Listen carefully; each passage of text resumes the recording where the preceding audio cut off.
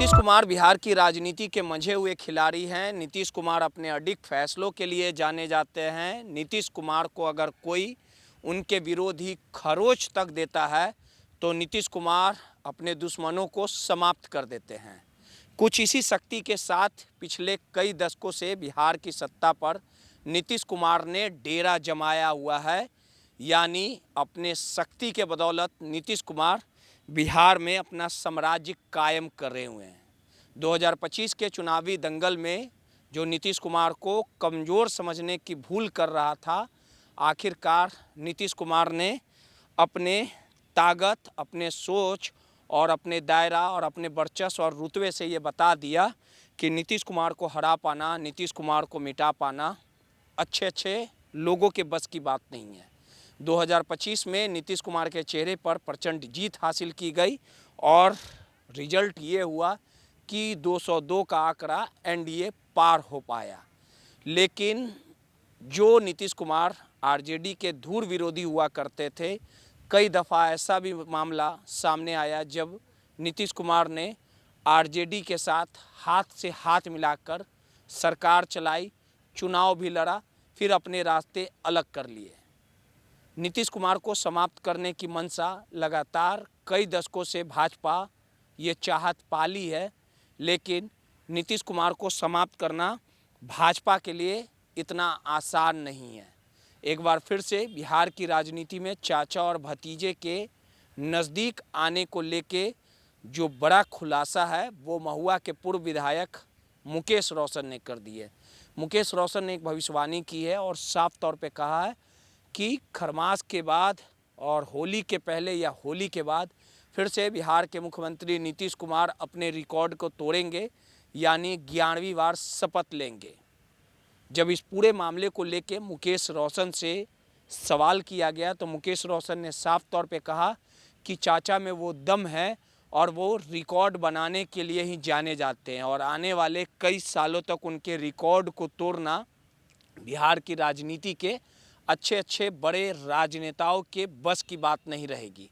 पूरी घटना आपको सिलसिलेवार तरीके से बताते हैं। 17 महीने का कार्यकाल और उसके बाद 2015 में लालू के साथ चुनाव लड़ना, 2 सालों तक सरकार चलाना, ये ऐसी घटनाएं हैं जिससे साफ तौर पे ये कहा जाता है कि नीतीश अपना पिछला दरवाज़ा हमेशा खोल के रखते हैं और नीतीश कुमार को अगर खतरा महसूस होता है तो वो पिछले दरवाजे से निकलते हैं और सरकार बनाते हैं और पिछला दरवाज़ा का जो रास्ता जिस ओर जाता है वो लालू यादव का घर पड़ता है।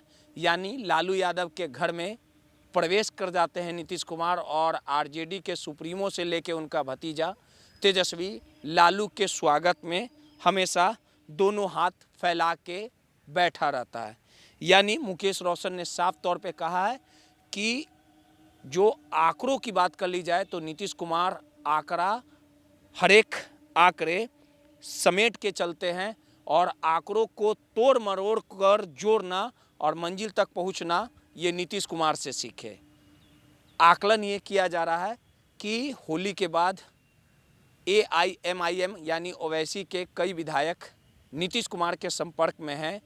कई और पार्टी के विधायक जो हैं वो नीतीश कुमार के संपर्क में हैं। यानी आरजेडी से बीजेपी से बगावत कर नीतीश कुमार इन्हीं आंकड़ों के तहत फिर से 11वीं बार होली के बाद शपथ लेंगे और फिर से मुख्यमंत्री बनेंगे।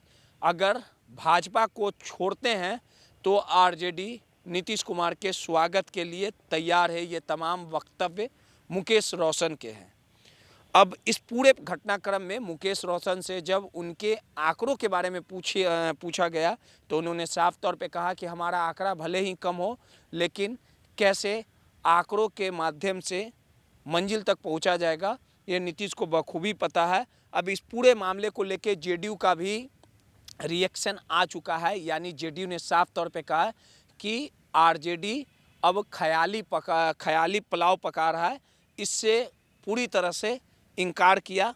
लेकिन जेडीयू एमएलसी नीरज कुमार के कहने से कुछ नहीं होता, क्योंकि नीतीश कुमार कब क्या करते हैं ये किसी को नहीं पता और जिस प्रकार से नीतीश कुमार को इस बात की भी कहीं ना कहीं भनक लगी है कि भाजपा नीतीश को निपटाने और जेडीयू के सांसद तोड़ने के लिए हर एक वो सहमत खेल रही है।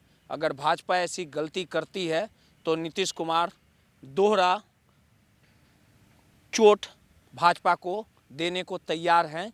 यानी नीतीश कुमार अगर केंद्र से अपना जो समर्थन है वो खींचते हैं तो कहीं ना कहीं इसका भुगतान भाजपा को भुगतना पड़ेगा। और अगर बिहार से भाजपा का साथ छोड़ के अगर आरजेडी के साथ जाते हैं, कैसे आंकड़ों के तहत मंजिल तक पहुंचा जाएगा, ये सब कुछ नीतीश कुमार को पता है। आखिर मुकेश रोशन ने क्यों इस तरह की बातें बोली है और उनके बयान के बाद बिहार की सियासत कहीं ना कहीं हिचकोले मार रही है। लेकिन इतना ज़रूर तय है कि नीतीश कुमार को अगर थोड़ा सा नुकसान पहुंचता है तो वो बड़ा फैसला ले लेते हैं। सहयोगी अनिल के साथ रोहित, माई पीडीए समाचार, पटना।